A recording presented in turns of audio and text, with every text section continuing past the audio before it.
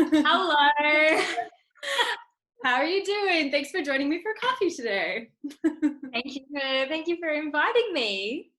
No problem. So, I wanted to talk to you because I've been seeing all over your social media all these cool things that you're doing. So, maybe for those of you out there who don't have Amy on social media, maybe you'd like to tell them what it is you do, what you did do before this whole COVID-19 situation, and what you're up to now. Yeah, cool. Well, I do lots of different things, but one thing that I do is run a speech and drama school in Sydney. I actually live in Melbourne, so I'm in Melbourne at the moment, feeling very far away from my studio in I didn't Sydney, know and that. I don't know when I'll actually get to be back there physically in Oh, person. But all the classes are now running online. So, and I should also say, like, I run that studio in my free time when I'm not doing my full-time job. Um, and I'm very lucky to have a wonderful team of staff there who keep it running and facilitate everything during its business hours. So prior to COVID, we had a series of classes that ran every afternoon after school, speech and drama classes. So that's very common in sort of Canada and the UK and Australia, but people from outside those areas might not. Oh, and it's kind of big in parts of Asia as well. yeah. But to give it some context, it's sort of public speaking, communication, drama, but not always with a focus on acting.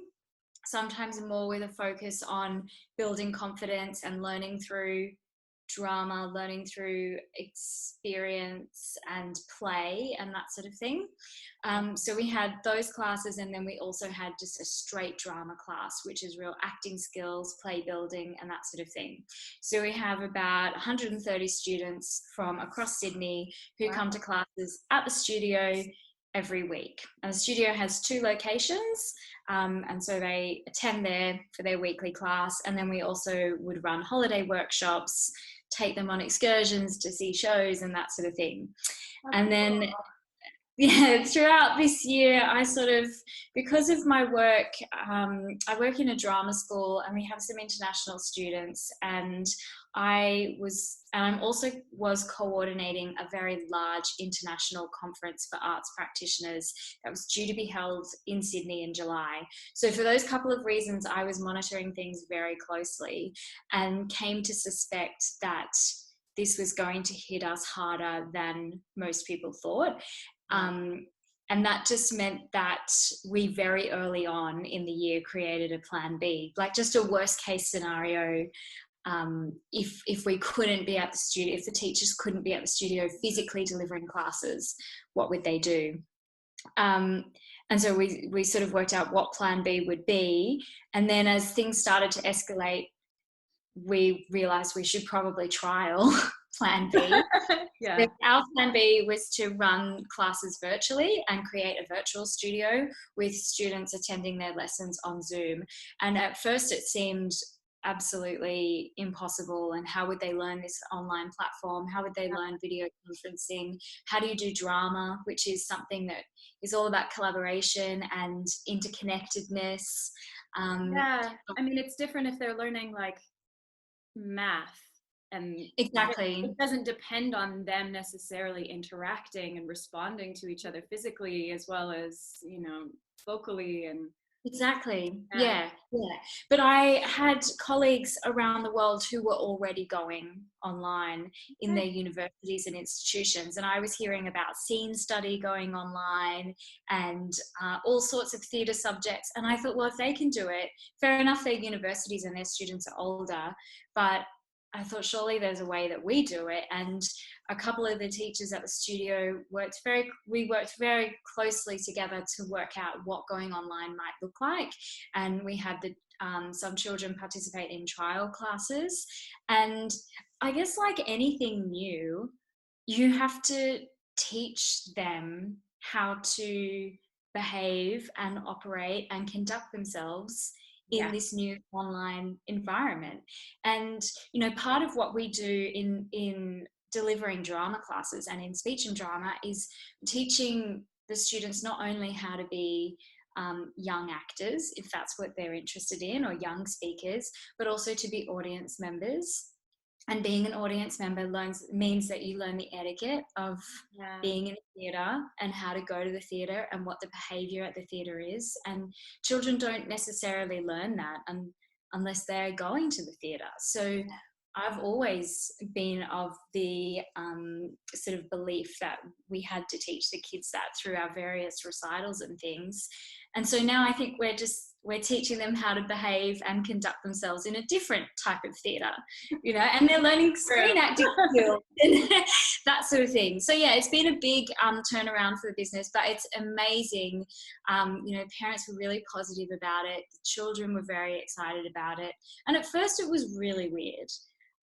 But one of the nice things about it is that me being separate from them, I can actually join their classes now, which is really cool. That is really cool. Yeah. So it's been big, and it hasn't been without its hiccups because, you know, there were a few teething issues, like, you know, managing the online stuff, you know, how you're going to deliver, how do you change the structure of classes and that sort of thing to suit and online it must be environment. a lot of extra, like, things that people don't necessarily consider, like the amount of extra admin of booking all of the things and sending out all of the Exactly. It's like a whole, it's like building another business. It's not just like, oh, we'll just do this here, done. No, you know, it's a not at all undertaking. Yeah. And it was interesting. So we sort of, you know, you look ahead in the business and you think, okay, well, what's the continuity plan, and what sort of challenges can we foresee, and what's going to be unpredictable. And then one of the things that I identified was that we wouldn't necessarily attract new students straight away, at least not at the same rate that we normally would.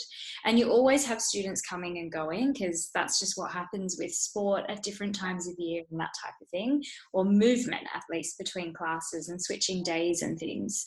But I thought more than ever we have to make sure that that they don't leave just because they think they can't come physically to the studio, but all the time that would normally go into welcoming new families and getting them familiar with being part of the studio, that was all that energy was redirected into bringing our families into the studio. And you're exactly right, like the time that takes in making sure they know how to download Zoom, and our studio administrator called every parent to check that they knew what they were doing, and you know, making sure that they knew what to expect in the online classes and that sort of thing.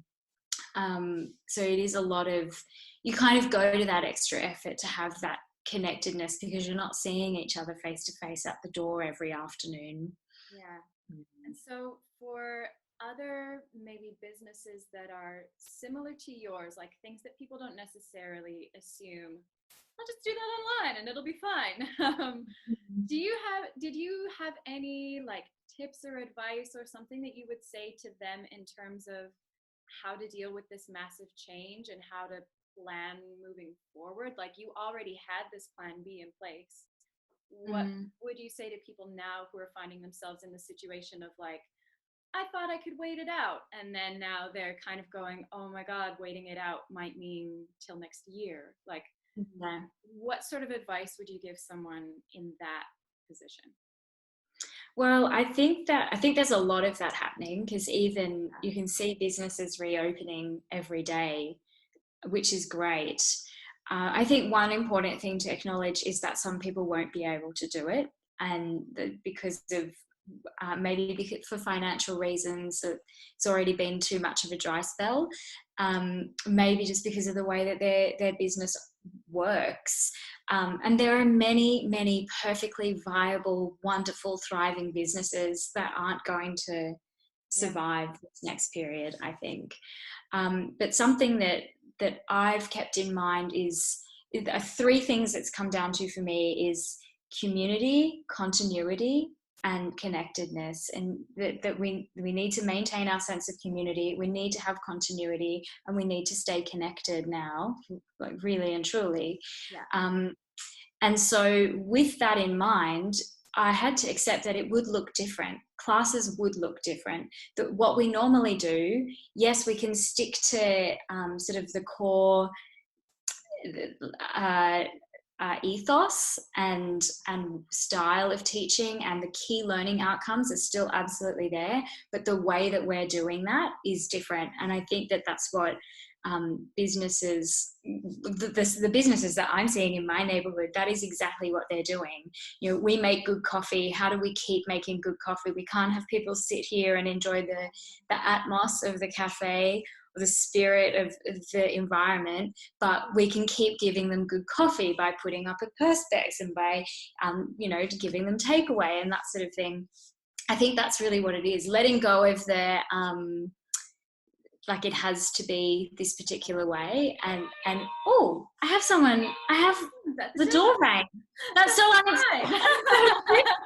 It's 7 on a Saturday night. I'll just check what that is.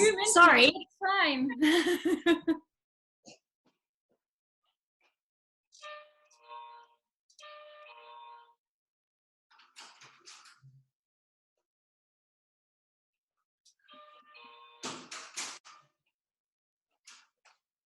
Not for me. It's cool. Someone just ringing the wrong doorbell. Sorry about that. No, so I think that that's kind of the biggest thing that I would say, is that you have to accept it's going to look different and be creative. Yeah, exactly, and think outside the box. I honestly think that that's what allowed us to do it, was just being really thinking differently, rather than being so stuck in a set of beliefs. And really and truly, in business, you have to be prepared to do that anyway. You have to always be prepared to be, you should be responding to the environment and to demand and to what the community needs and that sort of thing. So that understanding and being on the same wavelength of community and your customers is I think paramount to any business success, and we're seeing that exemplified at the moment. And that's a perfect way to end, because what your school does is actually encourage community and creativity. Is what we need. So and that was the other motivating thing, on those days when we thought, oh, it's so hard, are they going to be able to do it? Then you just think, but they have to still have this. And we've had so many parents say this has been a lifeline, that they know, they don't know what the school day is going to look like, or they don't know when they'll next go into school, but they know that at 4:00 on a Tuesday afternoon every week, they will see their friends from drama when they all show up in their online class. And we're like putting together events and stuff to keep them excited and interested, and just to make it special, and to really make the most of this change, rather than kind of going, oh well, this is something that we have to do, kind of going, okay, well, what can we do? It's an opportunity, to see it as an opportunity rather than as a challenge. Sounds great. Well, what I'm going to do, if it's cool with you, Amy, is I'm going to post the website to your studio in Sydney. Oh, cool. In case anyone is in Sydney and wants to sign their children up to be prepared for all of the things that may come at us in future, and public speaking and community and connection and everything that you're building. Absolutely. So, absolutely. And I think, now actually is a great time. Something else I've got on my mind is actually, this might be the moment that we reach kids from outside of Sydney as well. Yeah, totally. Yeah. Time zone permitting. Yeah, exactly. There's absolutely that element. Sounds really good. Thank you for having a coffee with me this morning. Thank you. Thank you. I can't wait to see what you do in your studio moving forward. You should follow Amy on social media, the studio, because sometimes I love the things you post. You've got these great videos of your kids, like doing amazing things. So We I'll try to put the sell it. link there too. Yeah, it's at Beaver Voice on Insta. Okay. Cool. Perfect. Thanks, Holly. Great to see you. You. Thanks for Nice to asking see me you. to chat. Have a lovely day. You too. See Bye. ya.